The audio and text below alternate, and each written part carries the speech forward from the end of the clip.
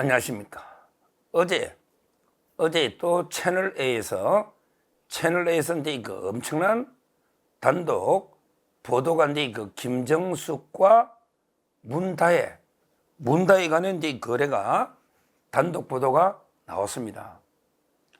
뭐냐면 이제 그 김정숙이가 이제 그 차명 계좌 제3자를 통해서 이제 그 현금을 이제 그 5천만 원을 문다에게 줬다. 이런 이제 금전 흐름을 조사하고 있다는 거죠. 야, 김정숙이하고 딸이 문다인데 5천만 원을 제3자를 통해서 이제 그 현금으로 거래를 했다. 주고받았다. 이게 일종의 그 차명 거래 아닙니까? 이게 너무 이상하잖아. 5천만 원을 김정숙이가 다른 사람한테 5천만 원을 주고 그 사람이 문다인데 5천만 원을 주고 이런 데 현금으로 거래하니까 어떻게 돼요? FIU가 이걸 포착해서 수상한 거래라고 이제 검찰에 통보한 이걸 이제 검찰이 지금 수사하고 있다는 거예요. FIU에 현직 대통령 부인이 거기에 걸리네. 워낙 무식하니까. 그러면 이 FIU가 뭐냐? 참고로 알아두시면 돼요. 참고로. 뭐냐면 이제 그 하루에 1,000만 원 정도, 지금 1,000만 원 기준이 약간씩 좀 바뀌고 있어요. 예를 들어 이제 그 하루에 1,000만 원 이상 고액 현금 거래 중에 자금 세탁이 의심되는 사례를 국세청 등의 법집행기관에 통보합니다. 이게 FIU야. 하루에 1,000만 원 이상 현금 거래가 수상하다. 자금 세탁이 의심이 간다. 이럴 때 자동으로 통보를 하는데 물론 이제 그때 여러 가지 뭐 조치가 있죠. 원래는 이제 통보하면 10일 이내에 알려줍니다. 당신이 거래가 이상하니까 내가 통보했다 국세청에. 그러면 이게 저한테 10일 이내에 보통 통보가 와요. 근데 국세청에서 야, 통보하지 마. 우리가 이제 세무조사를 갑자기 치고 나가야 되니까 당사자한테 알려주지 마. 이렇게 하면요. 통보를 1년까지 안 해줍니다. 1년 지나서 온다니까 통보가. 근데 그게 61%래. 그러니까 61% 정도는 통보를 안 해줘, 10일 내에. 그러니까 아마 김정숙이한테도 통보 안 해줄 거야. 아마 FIU에서 김정숙이와 문다혜가 5천만 원의 현금 거래 수상하다. 통보하면 원래는 10일 이내에 당사자한테 알려주는데 근데 우리 전체 사건의 60% 정도는 국세청에서 알려주지 마. 또는 알려주지 마. 관세청이나 이렇게 통보 유예를 갖다 요청하면 유예가 된다 이 말이죠. 그러니까 그럴 때는 한 1년 지나서 날라올 때도 있거든요. 아마 언젠가 받았겠죠. 김정숙이도 문다혜도 받기는 받았을 거예요. 좀 늦게 받았냐 10일 전에 받았냐 이런 게 FIU거든요. 그러니까 지금 이제 그 단독 보도 검찰을 보면 2020년 그게 바로 이제 문다혜가 2018년에 그 G8고 이제 떠났죠. 2018년에 문다혜가 이제 그 4월 달쯤이에요. 4월 달쯤에 먼저 서창호가 문다혜한테 살고 있는 집이 서창호 이름 되어 있잖아요. 서창호 이름으로. 거기 종로구의 구기동의 빌라죠. 종로구 구기동에 서창호가 살던 빌라를 문다혜한테 정려를 합니다. 2018년 4월에. 그리고 이제 한 3개월 뒤에 문다혜가 이제 이 집을 팔죠. 5억 1천만 원에. 5억 1천만 원에 팔고 차례로 태국 가는데 그때 이미 사실상 이혼 안 했냐. 태국 갈 때. 왜? 서창호 집을 재산 분할로 문다혜한테 준 거 아니냐 이런 논란이 있었죠. 하여튼 5억 1천에 팔고 태국 가잖아요. 그러고 나서 이제 또 7개월 뒤에 가고 나서 7개월 뒤에 갑자기 한국에 집을 사는데요. 사는데 2억 5천만 원을 더 보태가지고 7억 6천만 원에 2억 5천만 원을 더 보태가지고 7억 6천만 원에 또 집을 한국에 삽니다. 영등포구에. 그때 양평동이었나요? 삽니다. 그리고 나서 2021년에 가면 그거 팔아가지고 9억을 벌죠. 9억에 팔잖아요. 이게 과정이잖아요. 복잡한 건 아니에요. 근데 5억 천에 팔고 태국 갔는데 갑자기 2억 5천을 더 보태가지고 한국에 집을 투기로 산다. 그 투기는 정보, 박원순 시장 때 정보가 있었던 것 같아요. 박원순 시장 때 그 옆에 인근 개발이 있었거든요. 그럼 어떻게 됩니까? 이 2억 5천만 원이 어디 났냐? 당연히 소명해야죠. 근데 그것만가 될까요? 그러면 기존에 팔은 돈을 그대로 10원도 안 쓰고 다 들고 있었나? 또 이게 기존의 돈도 썼겠죠. 태국 이주하고 뭐 하고 하면. 물론 그때 서창호하고 문다희가 그때 타이스타젯 전무로 가서 돈 받은 게 2억 얼마가 받았다는 거는 제가 말씀드렸잖아요. 이미 2억 얼마가 뇌물 액수다 이거는 말씀드렸잖아요. 아마 그 뇌물하고요. 그 다음에 또 집을 살려니까 그 2억 얼마 받은 거 그것만 가지고 2억 5천 보태가 못 사잖아요. 그때 김정수이가 다양한 각도로 돈을 문다인데 보내줘서 집을 사게 또는 생활까지 보태줬다고 저는 보는 거죠. 검찰도.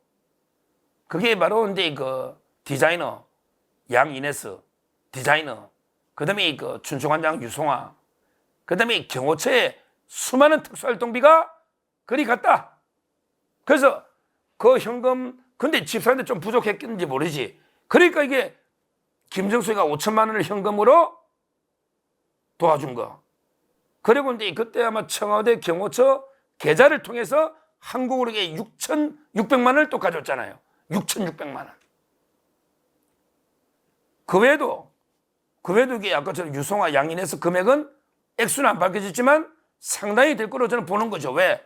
이 집을 2억 5천만 원을 만들어야 되거든요. 근데 그게 다 들고 있냐고 집 하는 거는. 또 생활비는 물론 태국에서 받은 것도 일부 있겠지. 또 많이 썼겠지. 외국 가면 돈 안 쓰겠습니까? 이 흐름을 검찰이 거의 다 파악했다. 수사는 거의 끝났다고 했잖아요. 이걸 어제 제가 방송했잖아요. 어제 전주지검의 박영진 전주지검장이 형사 3부에 모든 검사 9명을 투입해서 수사 들어갔다. 이렇게 제가 이야기했잖아요. 9명. 이게 두 갈래 시각이 지금 법조계에 있는 거예요. 두 갈래 시각이 뭐냐면 진짜 전주지검에서 9명 투입했으니 이미 김정수 수사 탈탈 털어 끝났으니 이번에 기소한다. 전주지검에서 기소한다. 이렇게 보는 이런 시각과 그 다음에 또 다른 시각은 이걸 자꾸 이창수 서울중앙지검장이 서울로 가져가야 되겠다. 우리가 서울 가져가서 그때 부장검사 이성학 이분이 반부패 3부장 와 있으니 우리가 할게. 이런 라인. 그 다음에 전주지검에서는 이게 또 두 가지 학설이 있어. 전주지검에 박영진 검사장이 이원석 총장한테 반기를 들고 내가 해가 한번 끝을 보겠다. 이렇게 보는 검사들도 있고 아니면 이원석 총장이 전주지검에서 수사를 마무리 짓는데 좀 끌어라. 뭐 이렇게 보는 분도 있고 지금 이게 검찰 내도 좀 헷갈려 해. 이게 뜻이 뭔지, 이원석의 뜻은 뭔지, 그 다음에 박영진 검사의 뜻은 뭔지, 이창수 지검장이 뭔지 좀 이게 헷갈려 하는 부분이 있긴 한데 제가 보기 가장 저는 좋은 거는요, 뭐 전주지검도 박영진 검사장이나 9명 투입했다니까 잘 하는데 가장 이 사건을 원래 수사 다 끝내는 게 이창수 중앙지검장하고 이성학 부장이니까 이분들이 그냥 원래대로 이송시켜줘가지고 중앙지검에 문재인이 영장을 딱 치는 게 이게 가장 저는 바람직하다고 저는 봤거든요. 근데 지금 전주지검에서 워낙 또 열심히 9명 투입해 한다니 그러면 박영진 검사장도 워낙 유명한 칼잡이니까 그러면 이게 진짜 한번 전주지검에서 쇼부를 봐가지고 그대로 문재인 소환해서 한번 영장을 치버리는, 왜 그러냐면 이게 성남지청에서도 이재명이 치듯이 전주지검은 이게 더 크잖아요. 전주지검은 수원지검하고 비슷한 급이 있거든요. 성남지청은 지청이고. 그렇다면 이게 전주지검에도 좀 지켜보자. 왜?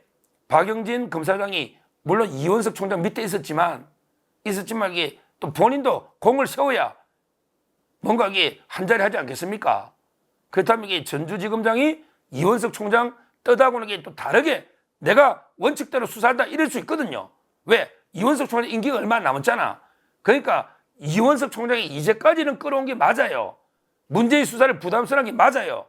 그런데 박영진 전주지검장 입장에서는 이원석은 내 떠나는 사람이고 나도 살아야지. 내가 이게 다 마무리 9명 투입해가 내가 한번 손을 보겠다 볼 수 있거든요. 원래 레임덕은 똑같습니다.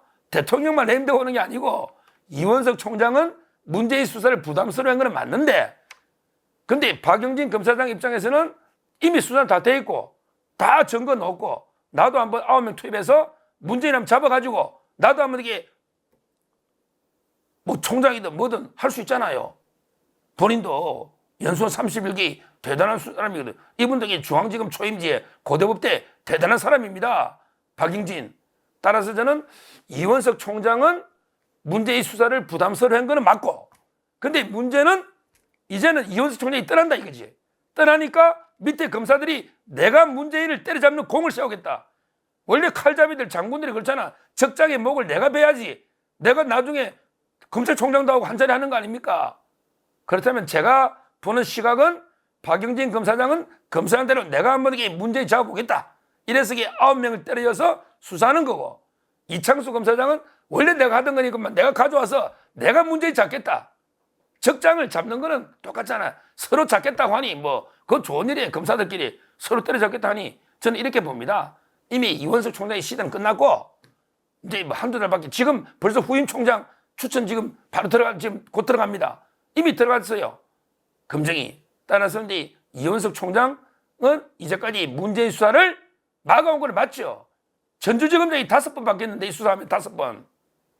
그러니까 이원석 총장 시대는 이제 끝났고 이제 박영진도 자기도 공을 세워야 되겠다 해서 9명을 투입해서 열심히 하고 있고 그다음에 이창수 검사장은 넘기라 이러고 있는데 뭐 누가 하든 간에 아이 장기판으로 치면 적의 왕을 사로잡는데 뭐 차로 이기면 어떻고 포로 이기면 어떻고 마로 이기면 어떻고 상으로 이기면 어떻습니까? 쫄로 이길 수 있는 거 쫄로. 성남지청에서도 이재명 잡을 수 있는 거예요. 적장만 잡아내면 이재명이든 문재인이든 적장 문재인만 잡으면 되잖아. 전주지검에 잡으면 어떻고 서울중앙지검에 잡으면 어떻습니까? 이미 이원석 총장이 막오동으로 끝났다. 제가 박영진에 대해서 전주지검장 많은 취재를 해봤더니 자기도 이게 엄청난 꿈이 있고 용맹한 이런 칼잡이니까 좀 믿어도 된다는 말도 많아요. 따라서 전주지검도 한번 우리 믿어서 7일까지 한번 지켜보자니까요. 어제도 제가 말씀드렸지만 지켜보면 만약에 문재인 소환부터 뇌물로 될지 9명을 다 투입하는 것은 아주 이례적입니다. 이거는 확실한 증거를 포착해서 기소가 임박했다. 이럴 때 하는 게 9명 투입합니다. 투입했다가 결과 안 나오면 검사장이 어떻게 되겠습니까? 지금 이게 친문의원들이 난린데 따라서 저는 확실한 증거는 잡았다. 그래서 이제 박영진 지검장은 내가 한번 처리하겠다. 이러고 있는 상황이다. 이렇게 보고 한번 지켜보시면 되지 않을까.